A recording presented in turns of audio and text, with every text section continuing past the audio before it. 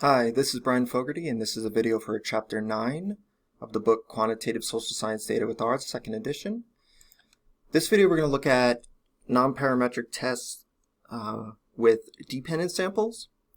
In the previous one we looked for independent samples. This one is for dependent, so this is the nonparametric version of the paired or dependent sample difference in means, which we also saw was called the paired t-tests. This one operates very similar to the previous one that we looked at with independent samples, where we looked at the Wilcoxon rank sum. This is the one we're going to do here is the Wilcoxon signed rank test. But it's the same idea. It's considering medians. It's considering distribution of the data. So we are going to use the wilcox.test function again. And we're going to use our standardized mortality ratio and our standardized emergency stay in the hospital measure that we used previously with the dependent samples. Okay, so we have it's SMR and then SIMD $ emerge. Get back. Okay. And then we're going to say paired equals true.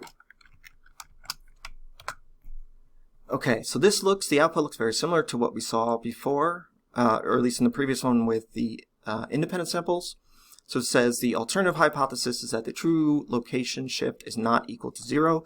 That means that the null is that the true location shift is equal to 0. Again, same idea. If you overlay these distributions, if they're right on top of each other, they're 0. So that's the null. The further apart away they are, the more different they are. So we're looking at the p-value.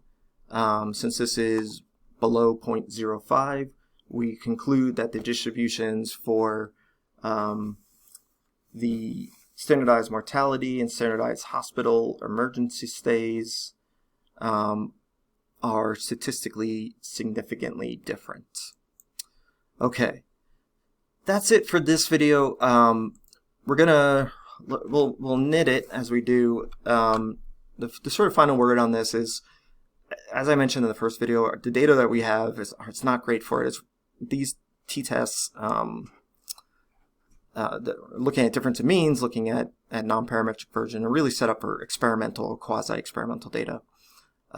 We can use them to just get a real quick look at relationships, but normally we want to move into using some sort of multivariate analysis instead of staying with this. All right, let's click on knit and see what happens. Will it blow up? How many errors do we think we have? Maybe none, maybe a lot. Oh, no errors. Okay, and there we go. Alrighty. Alright, so thanks for watching, and I'll see you next time.